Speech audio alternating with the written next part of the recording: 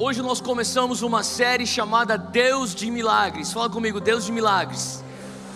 É a quarta vez que eu vou pregar essa mesma mensagem.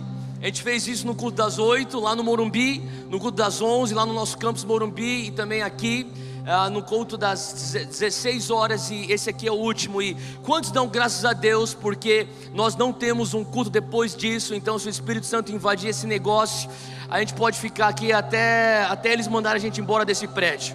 Amém? E se tiver que ir embora, Deus te abençoe. Eu sei que a minha esposa, a gente tem 2 filhos, a gente sabe como que é, então seja livre. Mas eu sinto de Deus que a gente vai dar espaço para o Espírito Santo hoje. Amém? E se você tiver que você tem que acordar cedo amanhã, glória a Deus, você está debaixo da graça, vai sem culpa. Olha só, eu estou começando essa série Deus de Milagres, porque como presbitério nós estávamos conversando e a gente começou a perceber que a igreja está crescendo. E toda vez que a igreja cresce demais, a gente fica um pouco preocupado. Você pensaria até, na verdade você deveria ficar feliz, porque é bom quando a igreja cresce, mas na verdade a gente fica um pouco preocupado, porque, sabe, a verdade é que nem tudo que é bom cresce. Câncer cresce, câncer não é bom. Não estou falando que a gente é um câncer. O que eu estou falando é que não é porque existe crescimento que você tem que celebrar. Na verdade você tem que celebrar quando o crescimento é bom, quando o crescimento é saudável. Então a gente estava orando e a gente começou a falar: será que a gente está crescendo pelas razões certas? Pai, a gente quer continuar crescendo, mas preservando aquilo que é essencial. Amém? E a gente entende que uma das coisas que é um valor central para nós como Monte Sião é o mover sobrenatural de Deus. Nós acreditamos que Deus é o mesmo ontem, hoje e para sempre. Existe uma linha teológica que nós chamamos isto de os cessacionistas, ou aqueles que acreditam no cessacionismo, que os dons cessaram depois da era apostólica de Atos. A gente não acredita nisso, a gente acredita que continua até os dias de hoje. E na verdade nós acreditamos que só vai aumentar até a segunda vinda de Cristo. Amém? Então na verdade, por mais que Atos seja padrão para nós, Atos na verdade é o ponto de partida. E se eu li corretamente, a última vez que eu li na palavra, nós temos que ir de glória em glória. Então a tua glória de 2018, ela tem que ser um degrau para uma glória maior em 2019. Quantos aqui estão tendo fé em Deus que você vai experimentar coisas novas em 2019? Sabe, a verdade é que você tem que estar sempre progredindo, indo de glória em glória. E eu tenho clamado e falado: Deus, por mais que a igreja cresça, por mais que a gente está, sabe, a discussão hoje é: será que a gente abre um 5º culto ou um outro campus? A gente abriu o campus do Recife, lá em Recife. Eu conversava com o André Tanaka, o nosso pastor lá em Recife, hoje de manhã. Ele falou: Theo, a igreja foi inaugurada literalmente em janeiro, 3 meses atrás. Assim, nós estamos batendo 800 pessoas por culto. O teatro que a gente está alugando está mandando gente embora, porque eles não têm alvará para mais de 750. A gente manda embora umas 40, 50 pessoas por culto. Falei: glória a Deus, André. Só que na verdade, sabe, a gente quer crescer com qualidade. Não é só quantidade, é qualidade que a gente quer. E qualidade também tem a ver com os valores que nós acreditamos. E nós queremos ter uma cultura do sobrenatural, onde nós realmente acreditamos que o Senhor quer operar os milagres em nós e através de nós. Agora, eu cresci numa igreja avivada. Meu avô, para quem não sabe, eu sei que a maioria de vocês sabem, ele veio como missionário do Japão para o Brasil para plantar igrejas metodista livre. E as igrejas metodistas livres, muitas delas, da linhagem, pelo menos a linha dele, eles eram cessacionistas, eles não acreditavam que os dons estavam operando nos dias de hoje. Minha mãe foi na década de 70 estudar na Califórnia, no meio de um avivamento chamado Jesus Movement. Quando ela voltou, ela é uma garota metodista, vai para lá e se mete numa reunião de uma mulher chamada Kathryn Kuhlman. Alguém aqui já ouviu falar de Kathryn Kuhlman? Tá? Kathryn Kuhlman começa a falar sobre o Espírito Santo como se ele fosse uma pessoa de verdade. E o Espírito Santo encontra minha mãe, ela volta completamente impactada. Ela foi batizada no Espírito Santo, ela começa a ver os dons se movendo, e de repente começa aquilo que nós conhecemos hoje como Igreja Monte Sião. Surgiu nesse mover do Espírito. E uma das coisas que eu lutei, mesmo quando eu era missionário com Jocum, e eu me meti lá para a Índia, para aqueles lugares de lá, e eu falava: nunca mais volto para o Brasil, eu quero ficar aqui, eu, minha bicicleta, pedalando nos Himalaias, com minha mochila de Bíblia aqui, pregando o Evangelho. Cara, eu sou missionário raiz. Eu me sentia tão espiritual. Daí alguém falou para mim: quem sabe Deus tem para você pastorear uma igreja? Eu falei: não, em nome de Jesus. porque eu cresci como filho de pastor, neto de pastor. Eu vi tudo que cola por trás dos bastidores de igreja, e as injustiças que minha mãe sofreu pastoreando igreja. Eu falei, cara, eu não quero essa vida de dor de cabeça, cara. Igreja é dor de cabeça, eu não quero isso. E sabe, a verdade é que, sabe, eu cheguei num ponto no meu ministério missionário, evangelizando pessoas, e a maior parte das pessoas que eu estava evangelizando naquela região do mundo eram muçulmanos.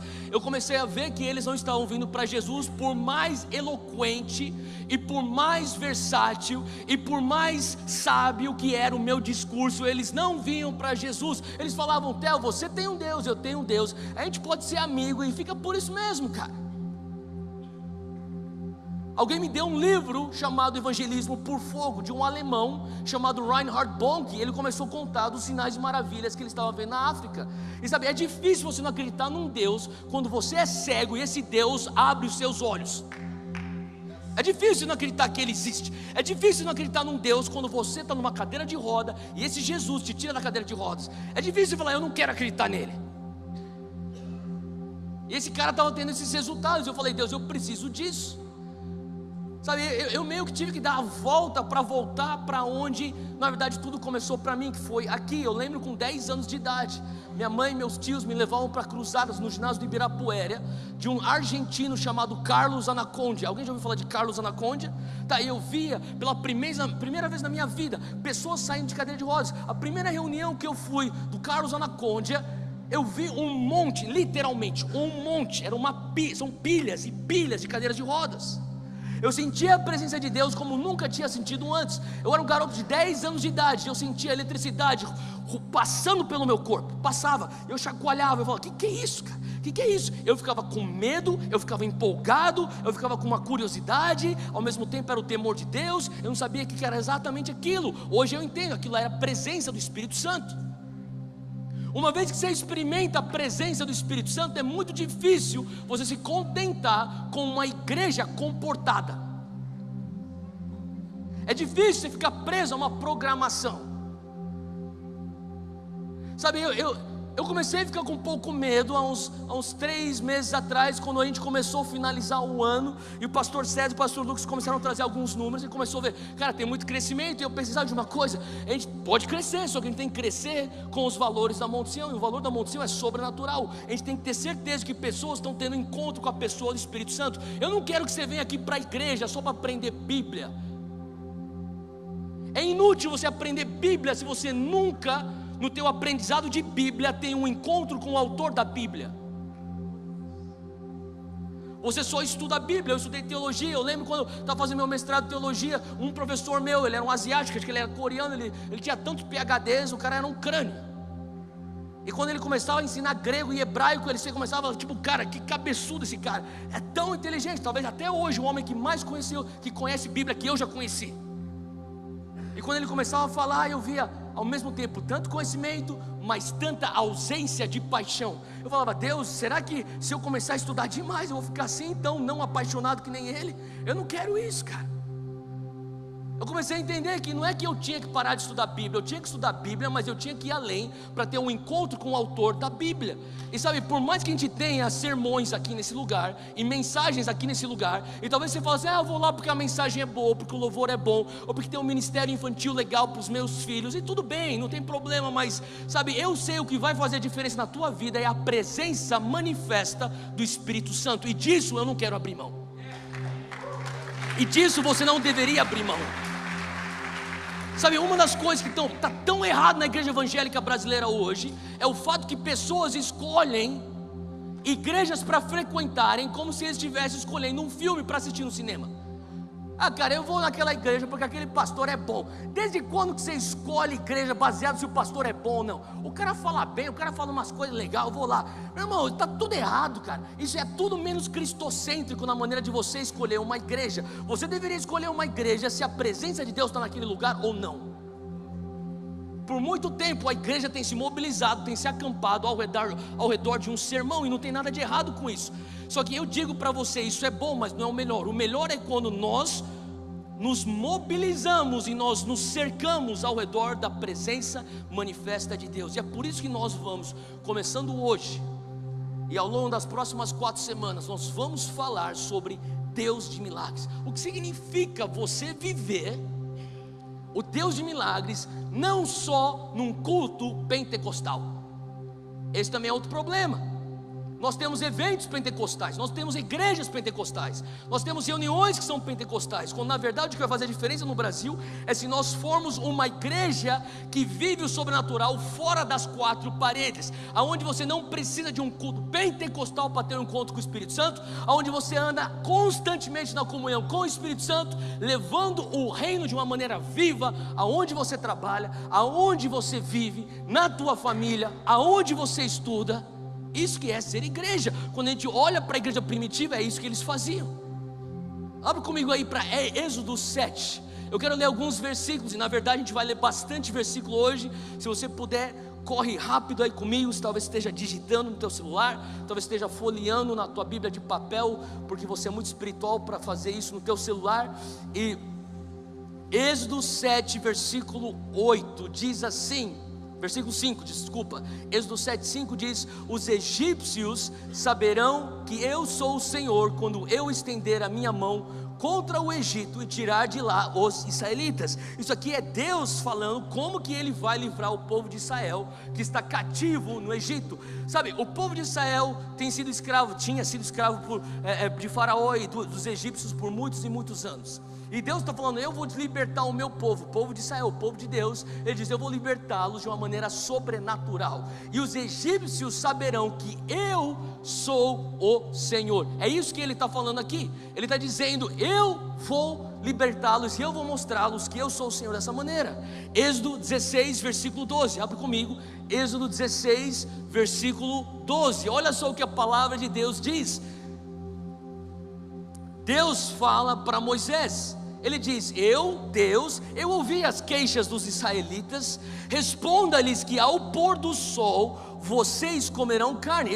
Os israelitas estão se queixando, eles já saíram do Egito, eles estão no deserto, eles estão falando: você nos tirou, Moisés, você nos tirou lá do Egito para a gente passar fome aqui no deserto. Pelo menos nós éramos escravos no Egito, mas tínhamos comida. Aqui a gente nem comida tem. Então eles se queixam e Deus fala: sabe de uma coisa? Eu ouvi as tuas queixas, eu vou providenciar carne. Versículo 12: e ao amanhecer vocês se fartarão de pão. Deus diz: eu vou providenciar sobrenaturalmente carne e pão para você. Assim saberão que eu sou o Senhor seu Deus. Novamente essa frase: assim você vai saber que eu sou o teu Deus. Assim eles saberão que eu sou o seu Senhor. 1 Reis capítulo 20. Fala comigo, 1 Reis capítulo 20, versículo 28, diz assim: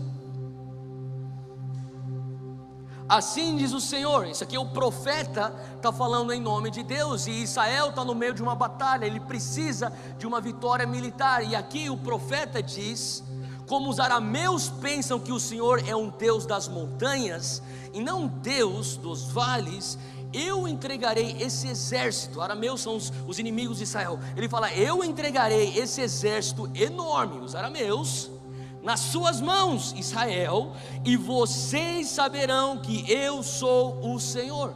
Mais uma vez você vê isso: e vocês saberão que eu sou o Senhor. Sabe, esse texto, ou melhor, essa frase: e assim saberão que eu sou Deus, e assim saberão que eu sou o Senhor. Essa frase aparece na Bíblia 134 vezes. E assim saberão que eu sou o Senhor, e assim saberão que eu sou Deus. E das 134 vezes, todas as vezes que essa frase aparece, isso acontece depois de um sinal, de um prodígio, de um milagre, de um ato sobrenatural de Deus. Em outras palavras, é Deus falando: toda vez que você ver um milagre, ou melhor, o milagre é a prova que eu sou Deus. Na verdade, eu me farei conhecido quando vocês virem os meus milagres. De certa maneira, Deus vê os milagres como a amostra da sua divindade e da sua existência e da sua soberania e supremacia. Ele fala: porque você vê os milagres, você sabe que eu sou Deus. Os milagres falam por si, os milagres atestam a minha divindade. É isso que Deus está falando, desde lá de Israel, lá no Antigo Testamento. E talvez você fale assim: Theo, mas tudo bem, você só citou Antigo Testamento, nós somos a igreja neotestamentária, a igreja do Novo Testamento. Pois bem, Vá comigo para Atos 2, versículo 42. Enquanto você vai para Atos 2, versículo 42, você tem que entender que Jesus também operou milagres. Jesus e os apóstolos, ou seus discípulos, naquela época eles eram só os discípulos. Jesus estava operando os seus milagres, e você tem que entender que Jesus, quando ele operou os milagres debaixo da lei.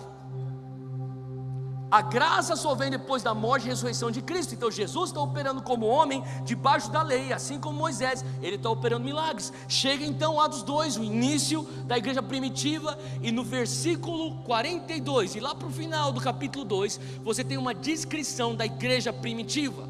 Essa igreja primitiva é a raiz da nossa igreja. Fala comigo, é a minha raiz. Toda a igreja cristã hoje, a igreja protestante católica, traça a sua origem a Atos 2. Em Atos 2 é o início dessa igreja, e olha só o que tinha como característica ou cultura daquela igreja. Versículo 42 diz que eles, a igreja, perseverava na doutrina dos apóstolos, na comunhão e no partir do pão e nas orações. 43, presta atenção, em cada um havia temor e muitas maravilhas e sinais. Fala comigo, muitos milagres. Quantos milagres? Muitos. Não eram poucos, eram muitos. Não é uma coisa que de vez em quando acontece na conferência profética anual. Não é uma coisa que de vez em quando acontece quando a irmã Canelinha de Fogo aparece em cena. Não é uma coisa que acontece quando o missionário da África vem para pregar. Não. Muitos milagres aconteciam através das mãos dos apóstolos. Constantemente haviam milagres. Era parte da cultura. Fala comigo, frequentemente. Frequentemente quer dizer que era parte da rotina e do cotidiano da igreja primitiva. Eu não tenho tempo, porque eu tenho bastante versículo aqui para ler, só que a gente não tem tempo. Mas eu vou fazer o seguinte, eu vou pedir para você anotar, e depois durante a semana você lê isso com calma. Na verdade eu vou lançar para você o desafio que eu lancei nos últimos 3 cultos. O desafio que eu lancei nos últimos 3 cultos é que se você começar hoje à noite lendo 4 capítulos de Atos, e todos os dias dessa semana você vai ler 4 capítulos de Atos. Então hoje à noite tua leitura é do capítulo 1 até o capítulo 4. Amanhã você vai do 5 ao 8 e assim por diante. 4 por dia. Antes de você voltar aqui domingo, você já leu o livro de Atos inteiro. E você vai ver o tanto, ou a frequência, ou a cultura do sobrenatural na igreja primitiva. Essa igreja que é o padrão para nós. Você vai ver, na verdade eu já fiz isso, um estudo, e eu te desafio a fazer isso, porque vai ser muito bom para você. Você vai ler a palavra, você vai abrir um caderno no lado, abrir um arquivo no teu computador, e toda vez que tem uma cura, uma libertação, uma salvação, um milagre, um sinal, um prodígio, um fenômeno sobrenatural, você anota, bota a referência, Atos 2, 42, Atos 2, e você vai botando, e você vai ler pelo livro. Quando você terminar de ler o livro de Atos, você vai ter linha após linha, páginas após páginas, dimensões do sobrenatural. E daí você vai entender por que nós damos tanto valor para o sobrenatural. Porque a nossa igreja padrão, que é a igreja primitiva, era uma igreja sobrenatural. Agora você vai lá para Atos 3, capítulo 3, versículo 7 até o versículo 11. Só anota, não tem tempo para a gente ler. Pedro cura o aleijado na porta do templo. O aleijado vem e fala para Pedro: ei, você tem prata, você tem ouro? Pedro fala: prata nem ouro eu tenho, mas aquilo que eu tenho eu te dou. Ele estende a mão e puxa ele o homem para cima. Ser curado em nome de Jesus. O cara começa pulando. Aquilo desencadeia uma série de ações na igreja primitiva. Uma das coisas que acontece em Atos 4, versículo 31, outra referência para você ler, é que Pedro está junto com os discípulos dentro da casa orando. Eles estão buscando uma resposta de Deus. A resposta de Deus vem através de um terremoto. Fala comigo, fenômeno sobrenatural. Sabe, Deus pode responder você através de fenômenos sobrenaturais. Como que você gostaria que você está no teu link, na tua reunião no lar, você está orando e fala: Deus, responde a gente. De repente vem um terremoto bem na tua casa. Talvez você não gostaria disso, mas era a maneira que Deus falou: olha, estou aqui, eu existo e eu estou te respondendo. Atos 5, versículos 5 a 10. Tem que entender que na igreja primitiva também estava tendo uma onda de generosidade.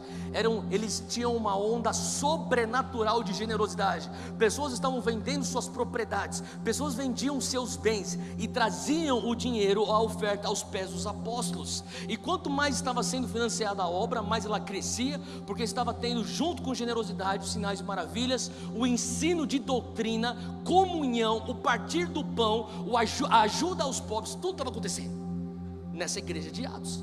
E no meio de tanto mover de Deus, pelo incrível que pareça, tinha carnalidade.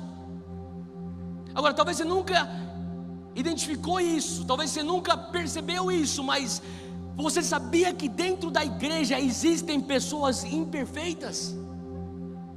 Você sabia disso? Você sabia que dentro da igreja existe fofoca? Você sabia que dentro da igreja existe inveja? Fala para a pessoa do teu lado, que bom que você não é assim.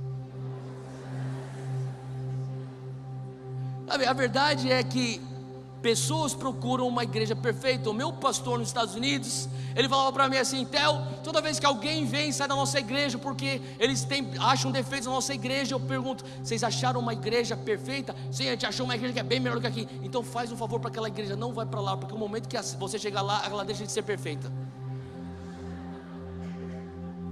A verdade é que a igreja, por mais que seja um instrumento de Deus, ela é feita de pessoas imperfeitas, que nem eu, que nem você. E no meio daquele surto de generosidade, tinha carnalidade. Sabe, quando eu cheguei no Brasil em 2008, eu fiquei 11 anos fora do Brasil. Eu cheguei aqui em 2008 para começar o Dunamis. Uma das primeiras coisas que aconteceu foi um convite que eu recebi para traduzir um homem de Deus chamado Randy Clark. Alguém já ouviu falar de Randy Clark aqui? E Randy Clark é um homem que foi muito usado por Deus para começar uma onda de cura, sinais, maravilhas, e ativar o corpo de Cristo para isso. E eu lembro uma vez eu estava traduzindo Randy, e eu comecei a ver, sabe, quando Randy é um cara que ele prega muito calmo, ele pregava muito tranquilo. E eu brinco, eu falo que ele pregava no seco. Ele não tinha esse tecladinho no fundo para fazer você sentir mais ungido, tipo no seco, porque o cara era seguro na unção dele. E o cara pregava 1 hora, 40 minutos, sei lá, 50 minutos, ele terminava, ele fechava a Bíblia, ele falava: guarda tua Bíblia, guarda teu caderno, põe tua bolsa debaixo da cadeira, fica de pé, agora eu vou chamar o Espírito Santo. Tipo, calminho. Tipo, a primeira vez que eu vi, eu falei assim: mano, o que esse cara vai fazer agora? Tipo, não tem clima para o Espírito Santo ver. Tipo, cadê aquela banda que vem crescendo? Tipo, não tinha nada. E daí ele pegava e falava assim: come Holy Spirit. Você esperava 15 a 30 segundos e de repente o pau estava quebrando. Pá! Uai! Nego capotando, blá, blá, blá, e nego rodando. Eu fiquei escandalizado. Que é isso, cara? Randy, o que você está fazendo? E no meio de tudo aquilo, eu comecei a perceber algumas coisas. Eu comecei a perceber que tinham pessoas que estavam fingindo serem tocadas por Deus. Eu sei que você nunca viu isso na igreja. Tinham pessoas que estavam manipulando a presença de Deus. Tinham pessoas que estavam querendo chamar atenção para elas mesmas. Não era realmente o mover de Deus. E daí eu lembro que uma vez eu perguntei para ele, depois de umas 3, 4 reuniões que eu via isso, falei: Randy, você não vê o povo lá, cara? Tem uns caras lá que estão inventando umas coisas lá. Aquele povo lá é fake, aquele negócio lá não é de Deus, cara. Aquilo lá não é o Espírito. E ele começou a falar assim: lógico que eu vejo. Ele falou assim: sabe, você tem que entender, de 10 pessoas, talvez 4 estejam manipulando, talvez 4 estejam forçando, talvez 4 estejam fingindo, talvez 4 estejam na carne, mas para cada 4 que está na carne, eu tenho 6 que estão no Espírito. Eu não vou abrir mão dos 6 que estão no Espírito barrando os 4. Para pensar nisso. Às vezes a nossa reação para o mover do Espírito, porque você já experimentou, e você pode falar: Theo, você não sabe da minha jornada espiritual. Eu participei já de uma igreja pentecostal, eu vim de uma igreja que é avivada, eu conheço o fulaninho de tal, o apóstolo, bispo, ou seja lá o que for. Eu já sofri abuso, eu vi manipulação do profético, sabe? E eu sinto muito que você já passou por isso. Isso é errado. Isso não é de Deus, isso é da carne, isso é errado. Mas eu vou falar uma coisa: tão errado quanto é a manipulação do mover do Espírito, é uma reação que fala: já que tem manipulação, eu não quero o mover do Espírito. Essa reação às vezes até é pior. Eu lembro quando eu era um estagiário, eu cursei psicologia na faculdade, e um dos meus estágios eu tive que ajudar uma igreja que tinha uma ONG que basicamente o que eles faziam, eles ajudavam a reabilitar menores que estavam saindo no equivalente a uma FEBEM.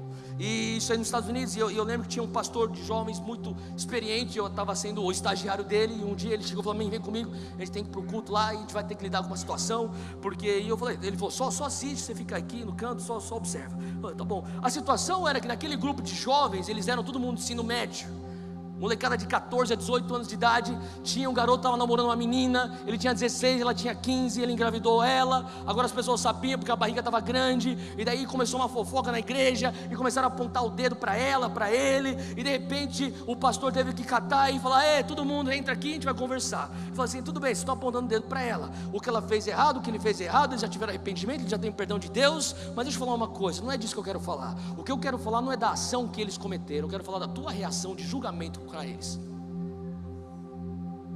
Ele falou assim: às vezes você não está percebendo do que pior do que o pecado que eles cometeram é o teu pecado de juízo para eles. Quem é você para julgar? E daí eu comecei a entender que muitas vezes o pior não é a ação, é a tua reação. E você fala até: mas eu já passei por tipos de igreja que abusaram as minhas finanças. Eles começaram a vir com essa coisa de finanças, dízimo, ofertas, e cara, eles me manipularam. Eles começaram a falar esse negócio de profético, eles manipularam. E cara, eu sinto muito que você passou por isso, mas eu estou aqui para te falar que tão errado quanto foi a manipulação e a carnalidade deles na tua vulnerabilidade, é a tua reação ao pecado deles, de falar: Deus, eu não quero saber daquilo, eu não quero mais saber do sobrenatural, eu não quero mais falar de finanças, eu quero ir para uma igreja séria, que só prega a palavra, que não vai falar de dinheiro, e não vai falar de poder sobrenatural, como se na Bíblia não tem menções de dinheiro ou do sobrenatural. E na verdade é difícil você ser bíblico quando você não menciona a Bíblia,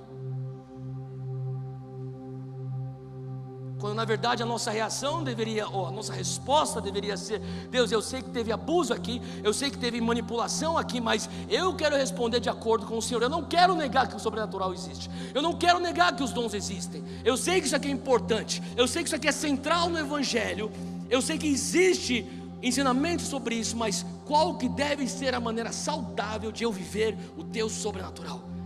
É isso que nós vamos falar hoje.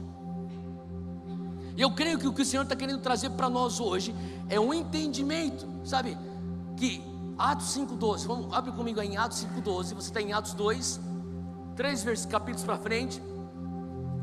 Atos capítulo 5, versículo 12, diz assim: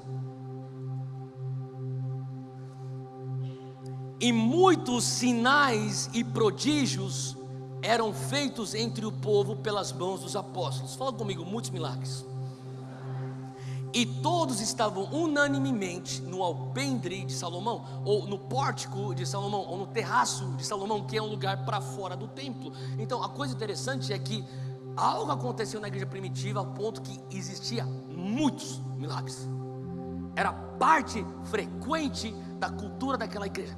Constantemente, milagres, milagres, milagres, milagres. Só que fora do templo.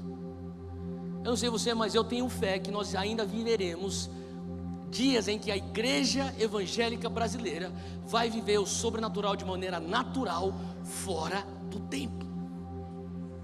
Nós somos 60 milhões de evangélicos no Brasil, maioria são crentes pentecostais ou avivados, e glória a Deus por isso. Nós temos congressos de avivamento, conferências de poder, vigílias de oração, tudo, que bom, glória a Deus. Isso é bom, mas isso não é o melhor. O melhor é quando você pega isso e você se torna o avivamento ambulante, e você leva isso para o teu trabalho, e você leva e espalha esse fogo na tua faculdade, não sendo esquisito e crente que vai usar linguajar ou clichês evangélicos aonde você trabalha, onde você está, porque o povo também não vai entender isso.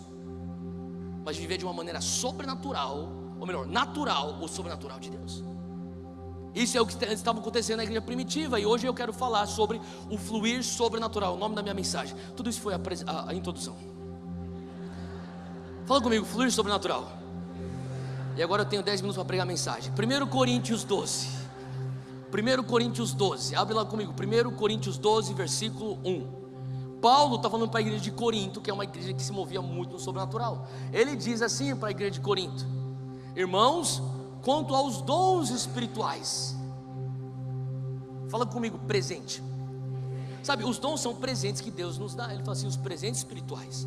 A gente vai tomar tempo em algum domingo dessa série para entrar a fundo sobre dons espirituais. Só que você tem a lista dos presentes ou dos dons espirituais. Você tem em 1 Coríntios 12, você tem a lista dos 9 dons do Espírito. Você tem em Romanos 12, tem mais 7 dons. E você tem em Efésios 4, 5 dons para a igreja. Então, tudo isso compõe esses dons. E Paulo está falando de tudo aquilo que eu estou vendo vocês atuarem como igreja. Eu digo uma coisa: sobre os dons, não quero que vocês sejam ignorantes. Em outras palavras, Paulo está falando, o lugar que mais carece de conhecimento e revelação e ensinamento são os dons. É nessa área que eu quero ver vocês amadurecendo. Agora pula comigo para o versículo 7. 1 Coríntios 12, versículo 7. Ele diz, a manifestação do Espírito, ou a manifestação dos dons. A manifestação desses dons, ele diz, ela é dada a cada um. Fala comigo, cada um. Fala comigo, isso quer dizer eu, quer dizer a pessoa do teu lado, não é verdade? Cada um, para o que for útil. Então, os dons do Espírito não é só para o pastor, os dons do Espírito não é só para o profeta, para o missionário, para o líder de louvor, para o teu líder de link. Os dons do Espírito é dado a cada um, quer dizer você, quer dizer a pessoa do teu lado, quer dizer a minha pessoa, quer dizer, o César está tocando teclado aqui, quer dizer todo mundo.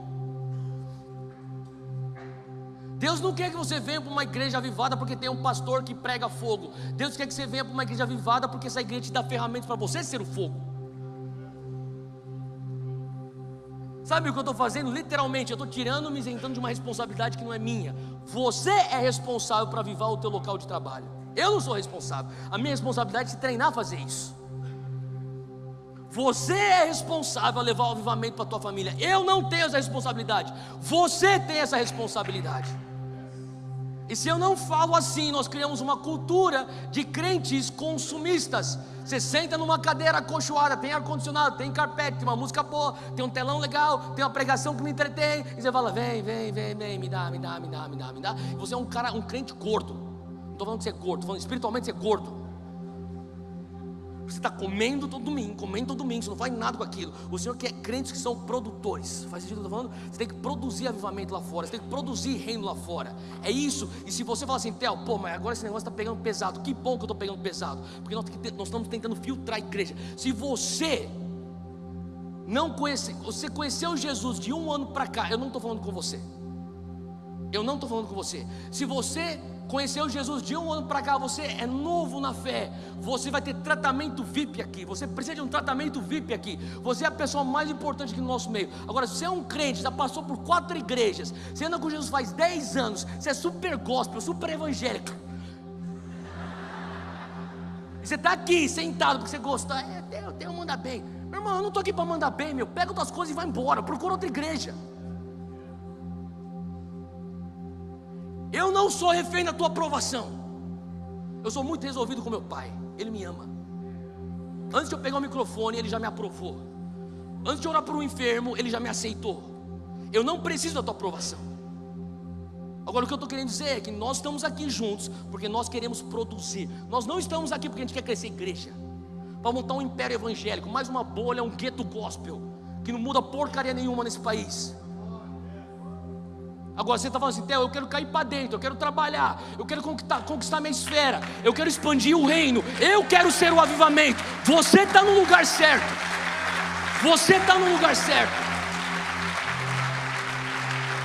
Agora, se você quer estar confortável, aqui não é o teu lugar.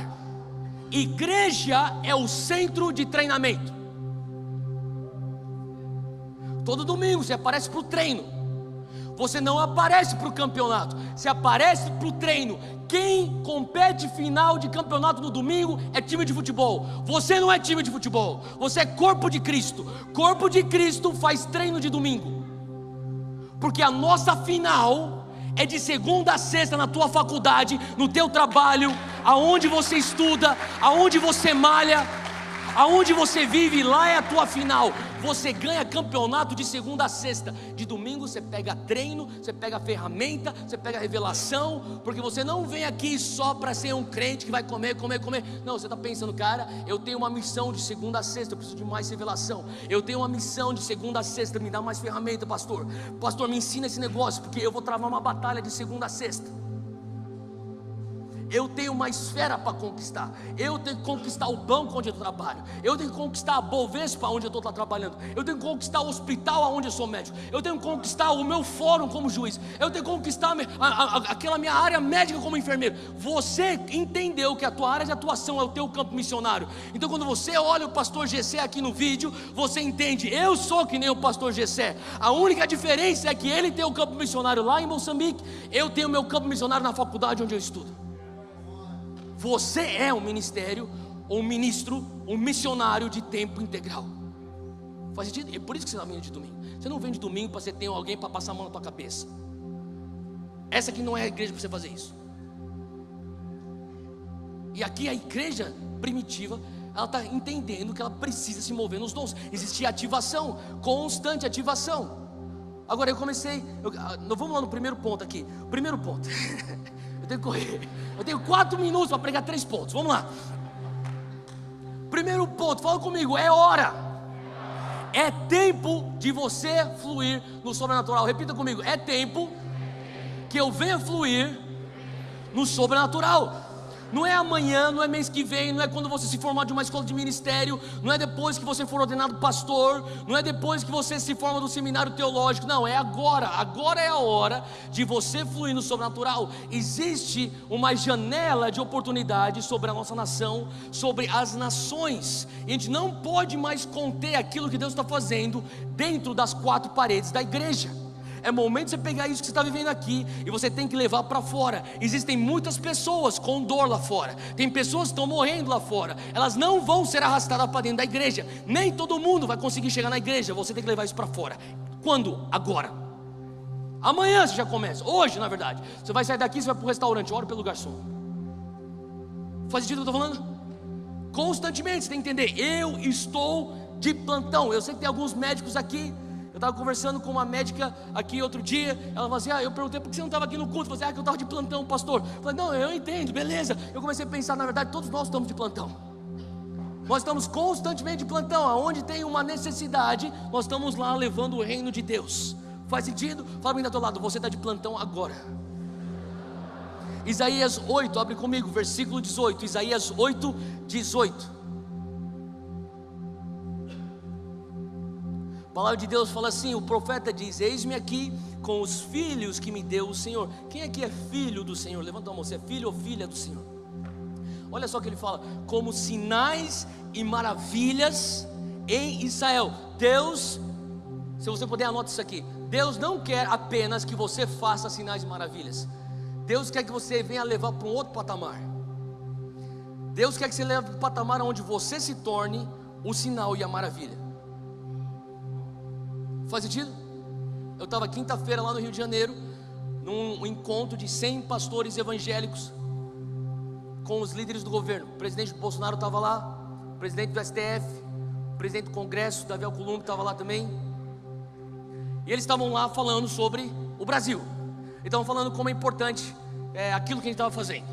Eu estou lá, fazendo as coisas. Eu estava grato a Deus que eu estava lá. Estava feliz que eu estava lá. Mas eu não consegui não pensar, tá bom, e depois aqui?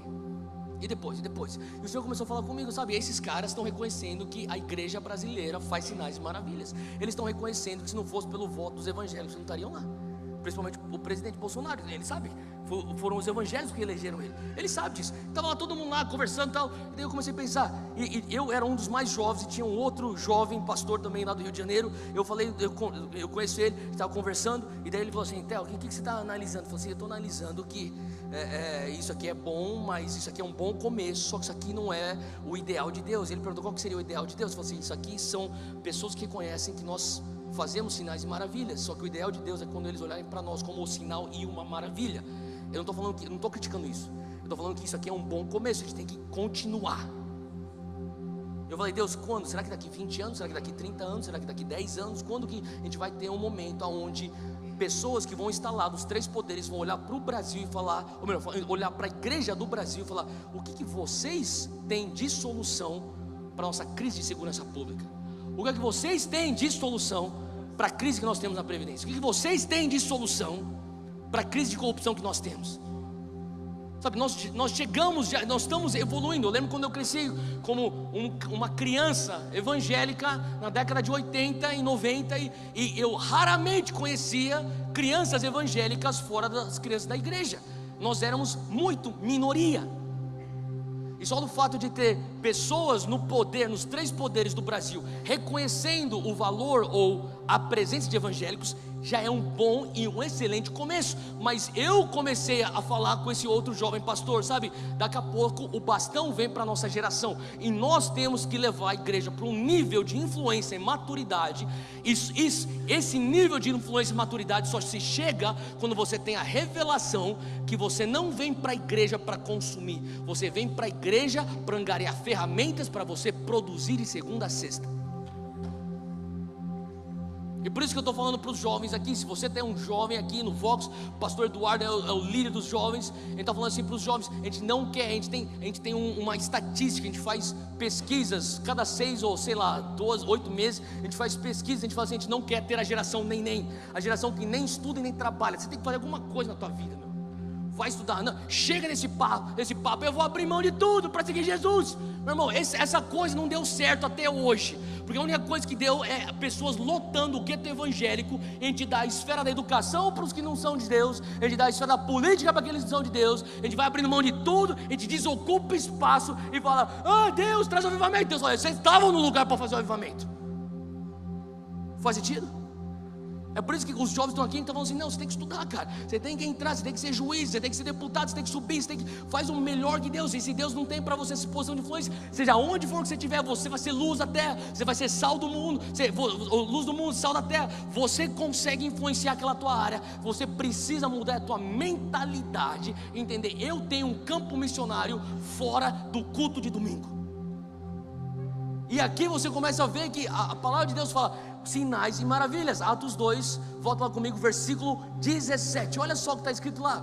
É uma citação da profecia de Joel, que diz que do meu espírito nos últimos dias eu derramarei sobre toda a carne.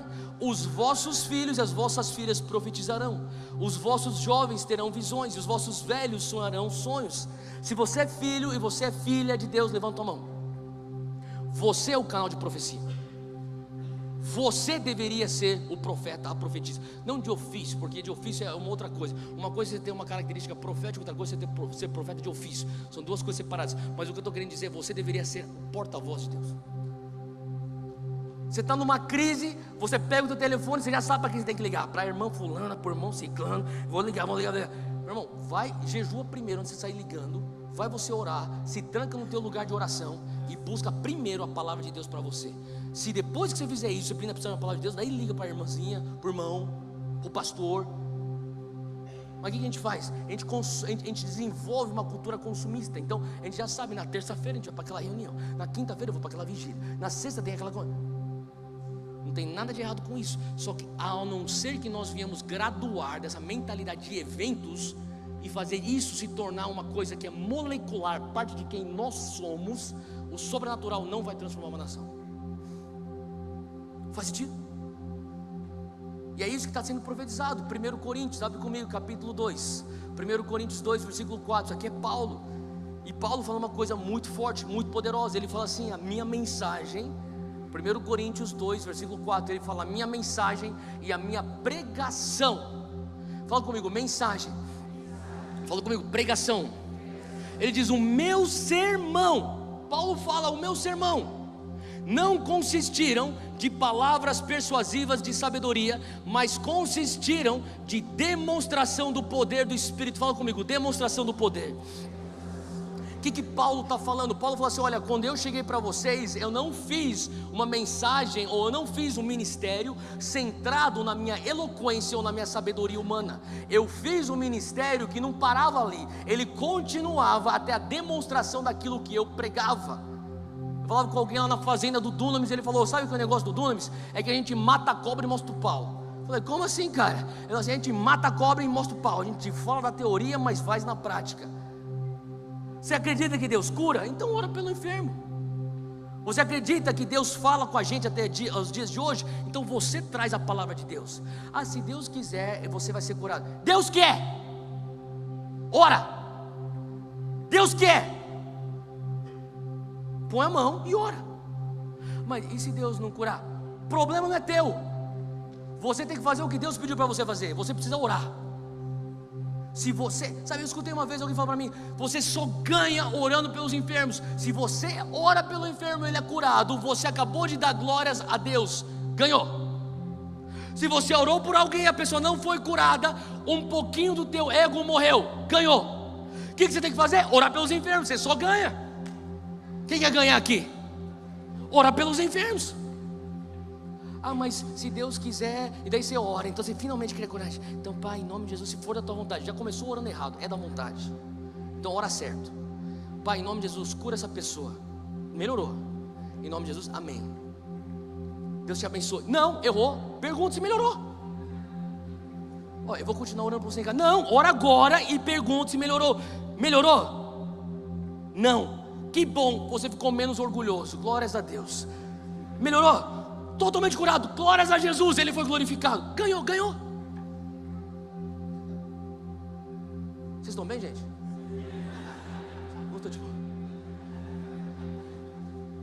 Olha só, por que Paulo fala que eu não vim com palavras persuasivas, mas eu vim com demonstração do poder? Versículo 5. Ele explica por que ele demonstra o poder. Para que a fé que vocês têm não se baseasse na sabedoria humana, mas no poder de Deus. Sabe o que Paulo está falando? Quantos aqui são pessoas de fé? Se você tem fé, levanta a mão. Você tem fé?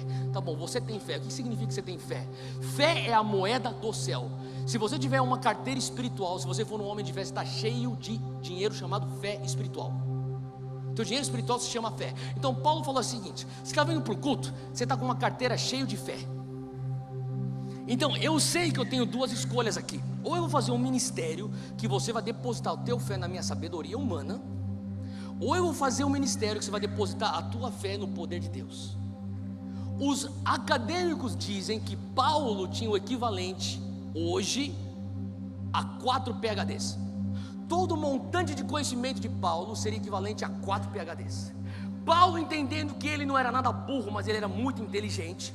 Paulo entendendo que ele era uma pessoa extremamente conhecedora da palavra, ele se resguardava de atrair glória para ele, de pegar a fé do povo sendo depositada sobre ele, falando: quanto mais fé que você tem, mais eu tenho que demonstrar o poder de Deus, porque quando eu demonstro o poder de Deus, você entende, escutou minha sabedoria humana, mas a tua atenção logo é revertida para o poder de Deus. Então eu não vou ficar colecionando a glória de Deus, eu na verdade estou só refletindo a glória de Deus. Só que sabe o problema? É que a gente está indo para a igreja porque o fulano prega bem. Não venha para essa igreja porque a gente prega bem.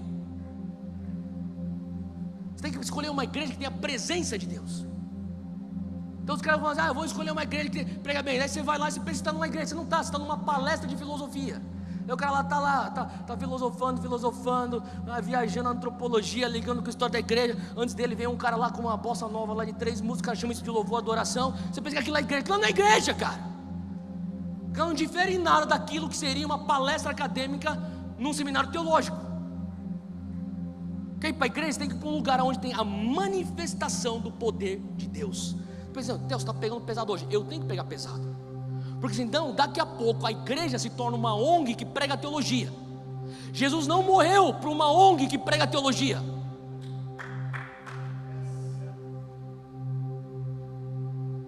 Deixa eu falar uma coisa: se você está dando o teu dinheiro para um missionário que só faz obra humanitária, você está desperdiçando o teu dinheiro.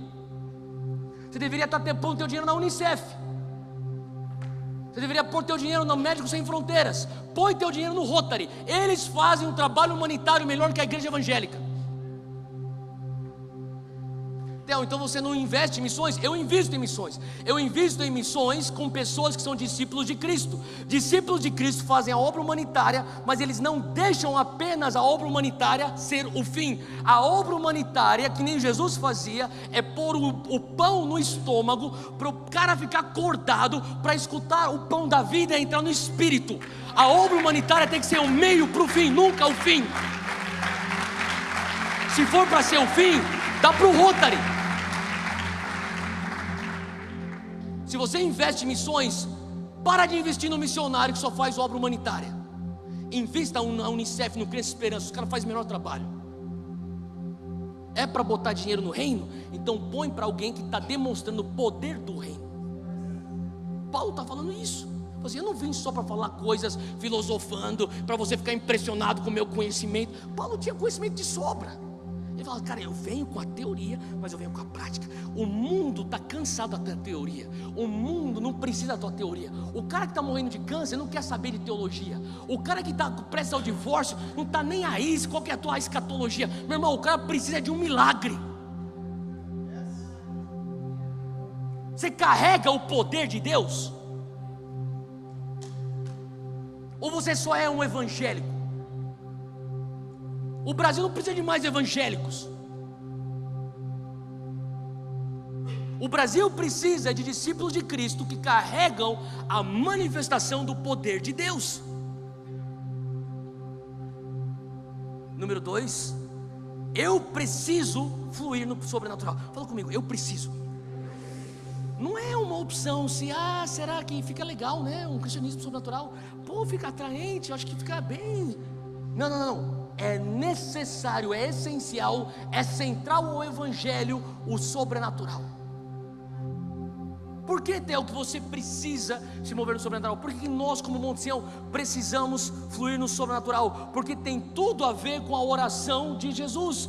Pai nosso que estás nos céus, seja feita a tua vontade, venha o teu reino, seja feita a tua vontade, assim na terra como nos céus. Mateus 6, versículo 10, na verdade é a grande comissão. Você pode pensar até, mas eu pensei que a grande comissão era Marcos 16, Mateus 28. Na verdade, Mateus 16, Mateus 28 é, na verdade, a sub-grande comissão da grande comissão, porque o big picture mesmo é Mateus 6, 10. Venha o teu reino, fala comigo, venha o teu reino.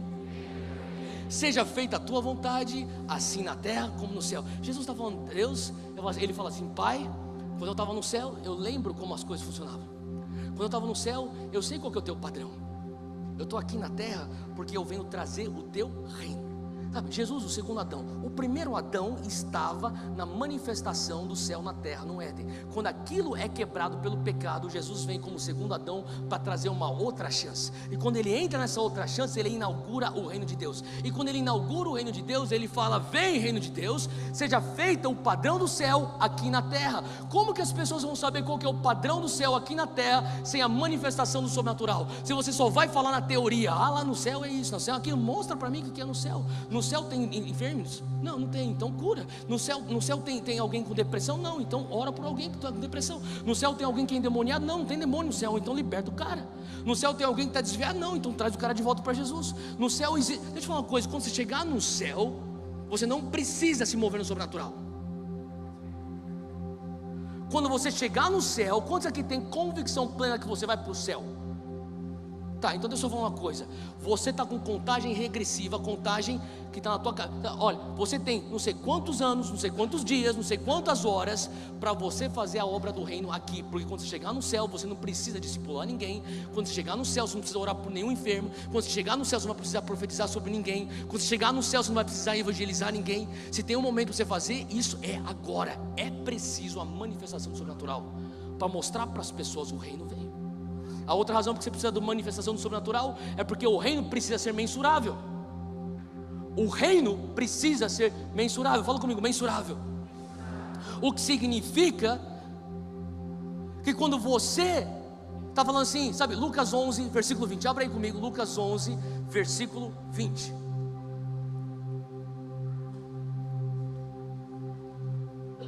Em Lucas 11, 20, Jesus fala algo muito forte. Ele fala, mas se eu expulso um demônio pelo dedo de Deus, certamente a vós é chegado o reino de Deus. Ele está falando assim: olha, quando eu expulso o demônio, tem uma pessoa que está endemoniada, ela é liberta, bom, na hora chegou a manifestação do reino de Deus. É mensurável.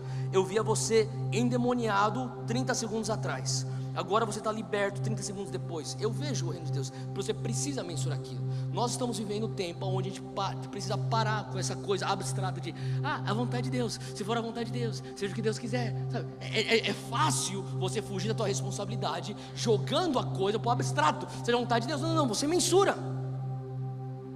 Mensura quantas pessoas estavam indo para o inferno e agora estão indo para o céu. Mensura quantas pessoas estavam enfermas e agora estão curadas. Mensura quantas pessoas estavam endemoniadas e agora estão libertas. É mensurável. Jesus falou: olha, quando você expulsa o demônio, a pessoa era um endemoniado para agora para um liberto. Era uma dúzia de endemoniados, expulsou o demônio de 12, vai embora. 12 endemoniados, agora são 12 libertos. É mensurável, você consegue contar: 1, 2, 3, 4, 5. Agora, isso eu nunca ouvi falar, alguém pregar uma coisa dessa. Eu estou falando para você botar na ponta do lápis. Por que é desconfortável isso? Porque automaticamente tem um princípio chamado prestação de contas. Faz sentido? Agora deixa eu te perguntar uma coisa: você não é salvo? Quem tem convicção que você vai para o céu? Por que você está vivo? Você já vai para o céu. Você deveria achar um jeito de morrer. Você está nessa terra pagando imposto. Você está nessa terra trabalhando. Você estudante está nessa terra estudando. Eu fui levar o meu filho de 3 anos de idade para fazer o teste. Não sei que teste que um moleque de 3 anos faz, mas enfim. Minha esposa falou: segunda-feira ele tem teste. Ô filhão, bem-vindo. Isso aqui você vai ter uns bons anos disso aqui. Entra no carro, vamos embora, vamos fazer o teste. E ele vai estudar na escola que eu estudei desde a primeira até me formei no ensino médio. E cara, fazia tempo, anos e anos e anos que eu não passava pelos mesmos caminhos. E sabe que teve uma ladeira logo antes de chegar na escola que as minhas memórias daquela ladeira era pavor. Você já foi para algum lugar que ela te remete às emoções daquele lugar? Aquela ladeira, logo antes de virar à direita para dentro do estacionamento da escola, era pavor, pavor de prova, pavor de como que eu vou mentir para a professora que eu não fiz a lição, pavor de como é que eu vou fazer aquele trabalho em 30 segundos antes dela passar na minha fileira, pavor, pavor, pavor, era trauma. Eu tive um momento naquele farol vermelho de uma cura interior. Deus, cara, por que eu estudei? Por que você teve que prestar vestibular? Por que você teve que se formar? Por que você teve que pastar como estagiário? Por que depois você pensou: finalmente eu me formei? Eles te falaram: você quer fazer mais dinheiro? Vai fazer um MBA. Meu Deus, eu pensei que eu tinha me livrado desse negócio. Por que você faz essas coisas? Porque você ainda entende que é um meio para você cumprir a tua missão na terra. Você precisa trabalhar para existir nessa terra. Você precisa estudar para existir nessa terra. Você precisa ter família para existir nessa terra. Mas por que você existe nessa terra? Porque você ainda tem uma missão nessa terra. Qual que é a tua missão nessa terra? É trazer o reino para a terra. Senão não faz sentido. Você está vivo, você tem que morrer. Theo, você está exagerando. Não estou exagerando. É o que eu oro: Deus, se eu não estou cumprindo a tua vontade aqui nessa terra, me tira daqui. Me tira daqui, Deus. Se eu for desonrar o teu nome, me tira daqui. O que eu estou fazendo aqui nessa terra? A única coisa que faz sentido, vamos ser bem racional. As pessoas falam que crente não é racional, é só emocional. Não, seja bem racional. Qual sentido faz você viver nessa terra se você não está trazendo o reino dos céus aqui nessa terra, quando você já tem garantido uma cadeira cativa no céu? E você está esperando quando para operar no sobrenatural? Quando que você vai então demonstrar o poder? Um dia quando eu me formar no seminário, um dia quando eu ficar bem espiritual, um dia quando eu vencer meus vícios. Meu irmão, está tarde demais. Quando você chegar no céu, você não precisa orar por ninguém, você não vai precisar curar ninguém, você não precisa profetizar por ninguém. Agora é a hora. O mundo precisa de alguém fazendo as coisas agora. Eles estão cansados de teoria, eles precisam da prática. Você é o canal para essa prática.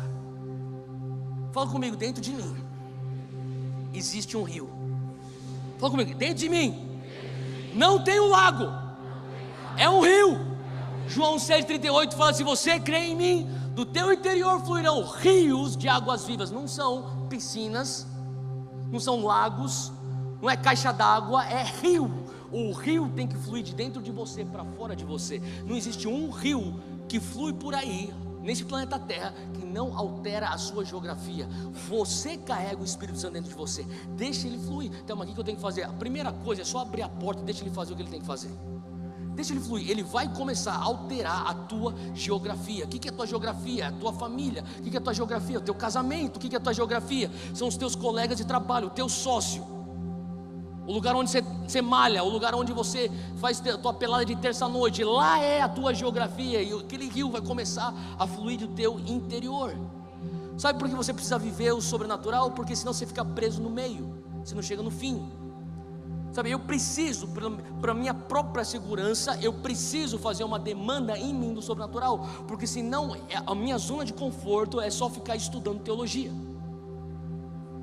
Você vai se tornar um evangélico que ama a palavra. Glória a Deus que você ama a palavra. Eu também amo a palavra, mas eu sou muito mais louco pelo autor da palavra do que a palavra em si. Eu amo a palavra porque a palavra me leva para ter um encontro com o autor.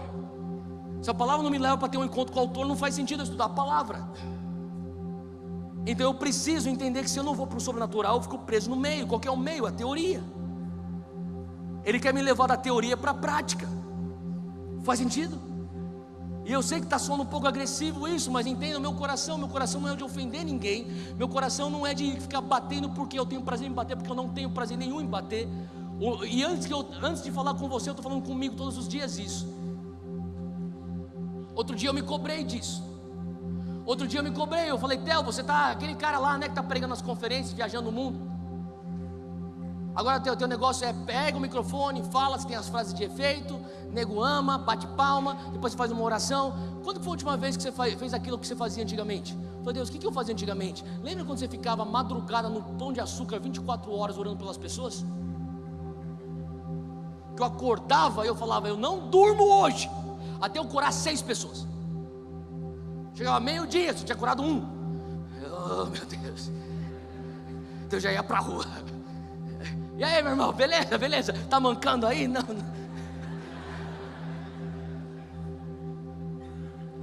As pessoas perguntavam, por que o pessoal do Dunamis é meio assim? A gente foi gerado no fogo. A gente juntava, a gente falava assim, a gente é faca na caveira. Ninguém vai dormir sem curar 6 pessoas. A gente não deixava ninguém dormir. A gente ficava no Pão de Açúcar. E quando a gente chegava no Pão de Açúcar era 11 horas da noite. 11 horas da noite tem trabalhador no Pão de Açúcar. Tinha os caras de gravata que tinha saído de reunião e vai lá para comprar as coisas do Pão de Açúcar. Só que chega lá pela 1 hora, 2 horas, começa a chegar os bêbados. 3 horas, os caras voltando da balada do Pão de Açúcar. Daí fluía mais rápido, porque quando o cara está bêbado, o cara está aberto para as coisas do Espírito. Cara, os melhores encontros sobrenaturais que eu vi pessoas que não acreditam em Jesus terem é quando os caras estão bêbados, quando os caras estão muito loucos. Os caras, tipo, uau, caraca. Eu nem sei se o cara estava na loucura dele ou era Deus mesmo. Eu acho que pode ser Deus mesmo. Mas o cara tinha um encontro com Jesus. A gente tem testemunho de nego caindo debaixo da unção lá pelo Pão de Açúcar. O segurança começou a ver a gente entrar e vocês estão proibidos daqui. A gente orava pelas pessoas e ficavam chacoalhando debaixo da unção lá nas fileiras do Pão de Açúcar. Era nego sendo curado. Teve uma vez que o cara começou a ser curado dentro do McDonald's lá em Brasília. O pessoal começou a ser curado. Eu peguei e falei assim para a mulher do McDonald's: aí, me vê aí uma tesoura que eu vou arrancar o gesso dessa menina aqui. O que você vai fazer? Eu falei, vou arrancar o gesso. A menina veio com uma muleta com gesso daqui até aqui. A gente começou a orar, ela começou a tremer, sentir tudo tremer dentro dela. Eu escutava os ossos dentro do gesso dela. Daí o Fuller, cadê o Fuller? Não tá nem aqui, cadê o Fuller? O Fuller tá aí. Não tá aqui, foi embora. Mas o Fuller é o cara da câmera aqui. Já naquela época ele já tinha o câmera. Eu falei, Fuller, corre lá no carro, pega a câmera. Eu falei assim, ó, o Espírito Santo de Deus está aqui, Ele quer te curar agora. Você quer receber oração? Ela começou a sentir. Eu falei, mais Deus. Ela, tá pegando fogo. Daí ela era menor de idade. O pai dela estava lá, ô pai, tudo bem pai, tudo bem. Você sabe o que eu estou fazendo? Eu sou evangélico, eu já vi uma coisa dessa antes. Falei, então tá bom, então você me autoriza a arrancar o gesso da tua filha? Eu te autorizo. Eu saí correndo lá no McDonald's. Ô moça, me vê uma tesoura aí, eu vou arrancar o gesso da menina lá. Você vai fazer o quê, moça? Eu vou arrancar o gesso, daqui a tesoura. Daí ela veio com a tesoura, já veio 3 funcionários do McDonald's para assistir. A gente começou, arrancamos o gesso, daí ela começou a andar. Quando ela começou a andar, ela começou a chorar. Ela começou a sentir a presença do Espírito Santo. Daí eu cheguei e já levantei o gesso. Tem alguém mais precisando de oração aqui?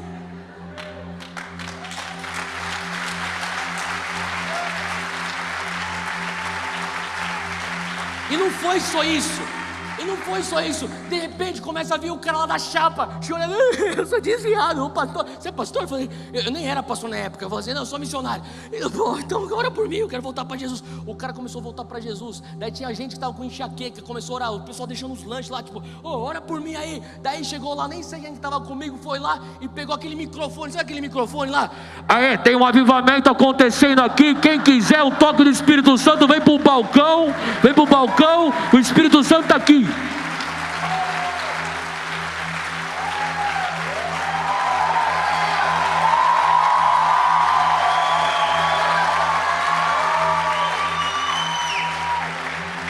Cara, é disso que eu estou falando, cara. É disso que eu estou falando. É isso que Deus quer fazer através de você. O Senhor começou a falar comigo. Agora você está muito sofisticado pelas pessoas. Outro dia, 3 semanas atrás, eu larguei o que eu estava fazendo, fui para a padaria. Eu falei, eu vou começar a orar. Eu não saio daqui até orar para alguém.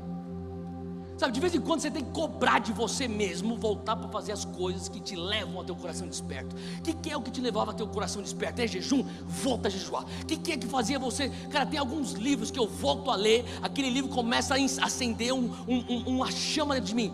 Caçadores por Deus. Quando eu leio aquele livro é velho, mas quando eu leio, porque tarda o pleno avivamento, de Leonard Ravenhill, quando eu leio esses livros eu começo a ficar maluco. Você viu que eu acabei de ler um deles essa semana? Evangelismo por Fogo, Reinhard Bonnke, cara. Tem algumas coisas que tem que descobrir. Tem algumas músicas que eu escuto. Quando eu começo a escutar Obsession do Delirious, aquele negócio, eu começo a querer chorar, cara. Você tem que descobrir aquilo que acende o fogo no teu coração, alimenta aquilo. Às vezes é uma canção que você escutou naquele momento da tua vida. Volta para aquele lugar, para aquele negócio despertar em você. Você tem que proteger a chama acesa no teu coração. Não se torne um religioso tão sofisticado que você não consegue mais incomodar crente. O dia que você não consegue incomodar crente é perigoso.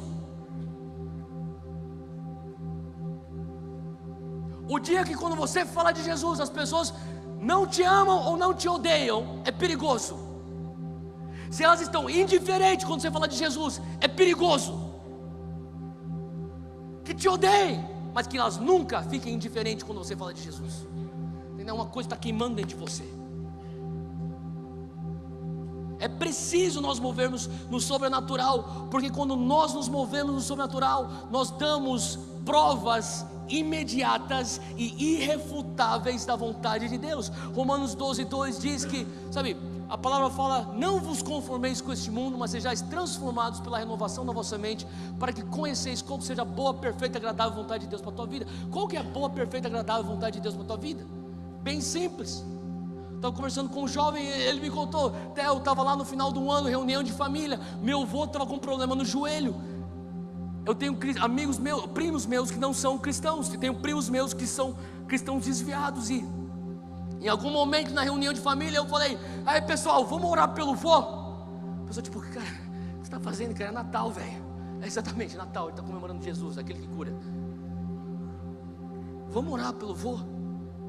Tá, beleza. Ele começou a orar pelo vô, um jovem aqui da igreja, começou a orar pelo vô. De repente o vô começou a sentir alguma coisa no joelho, o vô ficou de pé, começou a falar assim, cara, eu fui curado. O pessoal, não.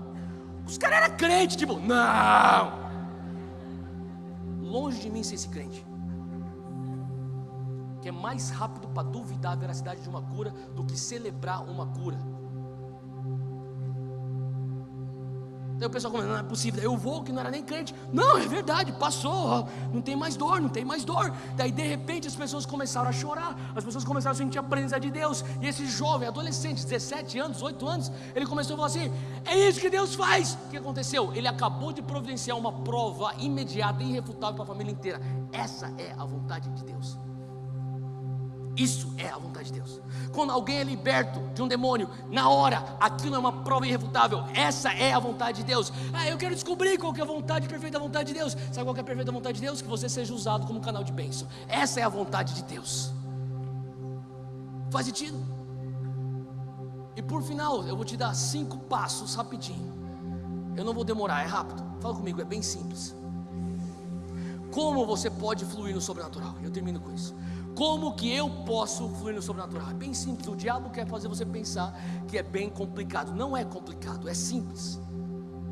A maneira como o diabo mantém você sem se mover no sobrenatural é vir com uma mentira, falando essas coisas é só pro Benihim.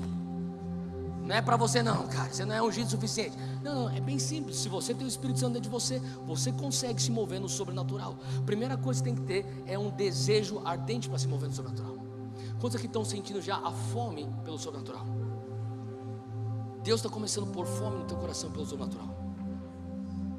Você fala assim, Theo, eu não tenho fome pelo sobrenatural. Fica tranquilo, você nunca vai se mover no sobrenatural. Se daqui a pouco termina o culto, você volta para tua casa, tranquilo. Ele nunca vai te incomodar mais. Agora você fala assim, Theo, eu estou com fome disso. É um bom começo. Alimenta a fome. Como que eu alimento essa fome?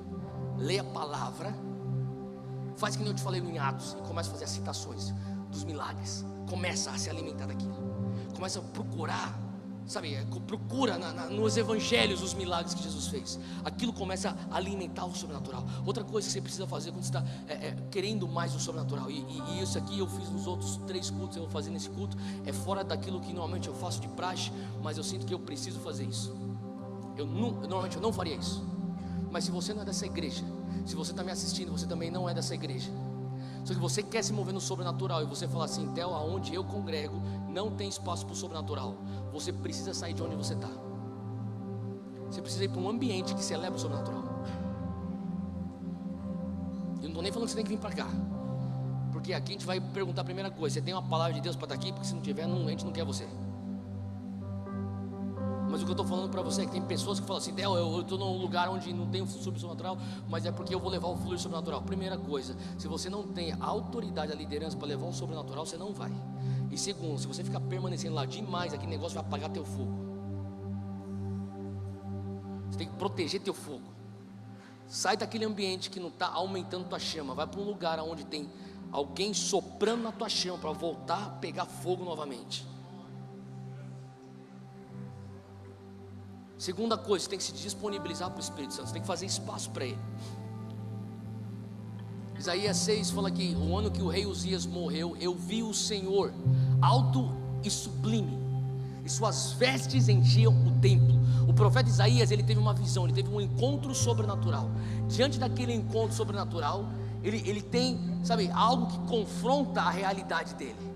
E daí no versículo 8 de Isaías 6, você não precisa nem ler, só escuta. Ele fala assim, depois disso eu ouvi a voz do Senhor que dizia, a quem enviarei e quem há de ir por nós? Então eu disse, eis-me aqui, envia-me a mim. Sabe, o profeta Isaías fala, eu vi algo. A tua resposta quando você tem um encontro com o poder sobrenatural de Deus é você responder, eis-me aqui, envia-me a mim. A tua resposta, a resposta correta quando você tem um encontro do profético, você fala assim, eis-me aqui, envia-me a mim. Você quer abrir espaço. Eu escutei uma estatística que dizia que de todos os moveres de Deus, dos avivamentos, dos despertares de Deus ao longo da história da igreja, tinha uma coisa em comum: os líderes dos despertares, dos moveres de Deus, normalmente eram líderes que no mover anterior eles eram ou crianças ou adolescentes ou jovens. Então a pessoa experimentou alguma coisa quando o cara era jovem, e hoje ele é adulto e ele começa a liderar uma coisa que é a próxima onda do mover de Deus. E eu começo a entender que muitas vezes isso acontece porque você experimentou um padrão do mover de Deus, e desde o dia que você experimentou isso quando você era criança, você nunca conseguiu se contentar com uma igreja comportada.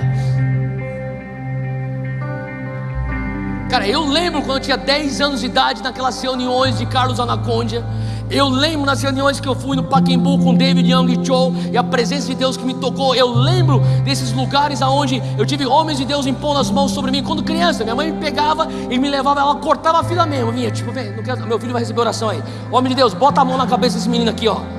Era qualquer lugar que tinha um homem de Deus, ele vinha e metia a mão na minha cabeça, que minha mãe me botava na frente dele. Põe a mão na cabeça desse menino aqui. Eu vi coisas quando eu era criança, por exemplo, orelhas aparecerem sobrenaturalmente em um garoto que não tinha orelha, ele só tinha um buraco no lado do crânio. Depois que você vê isso com 10 anos de idade, você não duvida da existência de Deus. Eu tive momentos quando eu fui batizado no Espírito Santo, orando em línguas, com fogo, queimando, calor, eu suava. A gente morava na Inglaterra, na neve, no inverno na Inglaterra, nevando, eu suava. Eu comecei a tirar a coberta, a roupa. Eu lembro, literalmente, com 11 anos de idade, eu levitando do sofá, do colchão. Quando você começa a experimentar esse tipo de coisa, você pode tentar se encaixar naquela igreja comportada, cheio de ordem, com luz maneira, com banda boa, com vídeos legais tal, que termina na hora certa, que não é o nosso caso, e que tem ministério infantil maneiro, que teus filhos estão bem seguros, só que dentro de você, aquilo lá não é suficiente, porque aquilo lá não te satisfaz. Não te satisfaz, você sabe que não te satisfaz.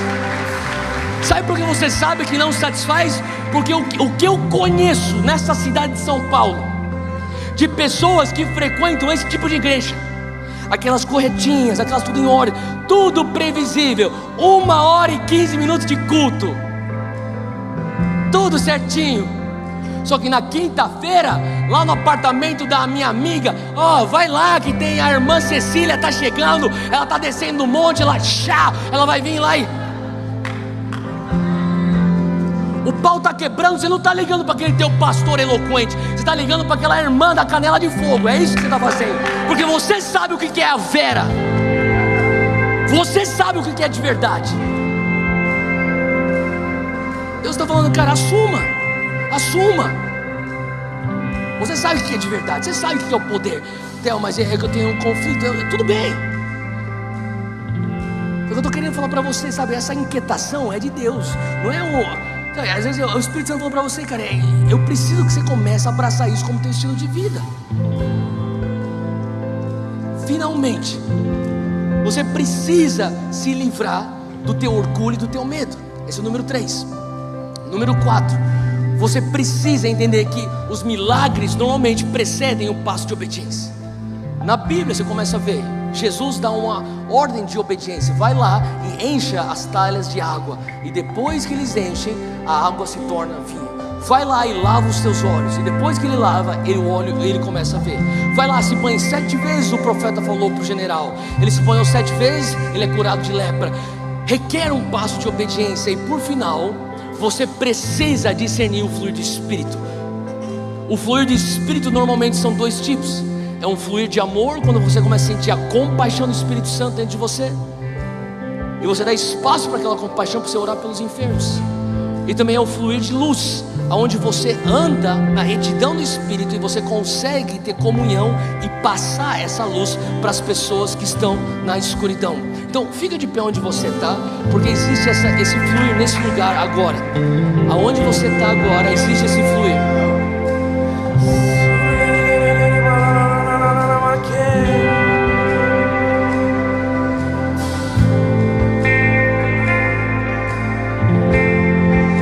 Feche teus olhos onde você está. Espírito Santo de Deus, eu peço que o Senhor sopre nesse lugar. Intensifica a tua presença aqui. Vem com o teu toque, Senhor. Aonde você estiver agora, começa a receber do Espírito Santo. Esqueça quem está do teu lado. É você e o Espírito Santo. Comece a receber. Se você tem línguas, comece a orar no Espírito. Onde você estiver, comece a orar no Espírito. Se você precisa de uma cura física,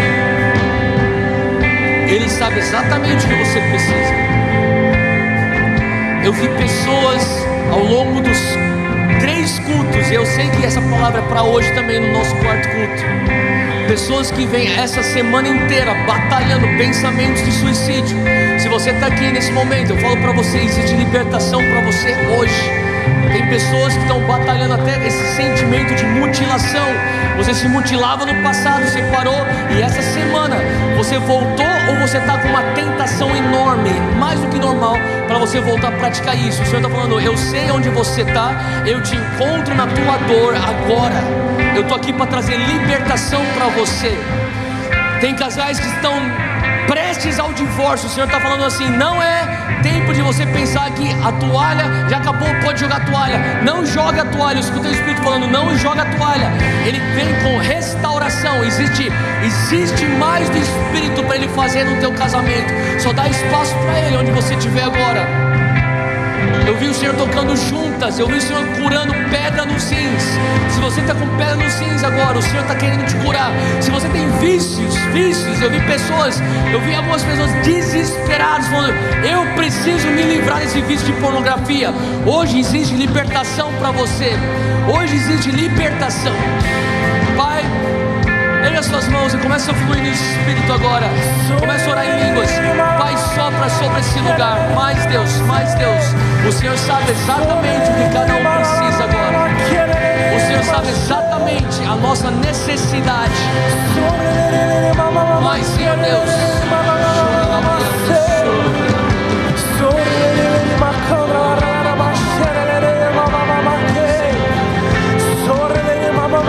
vem com o teu fogo, vem com o teu sopro.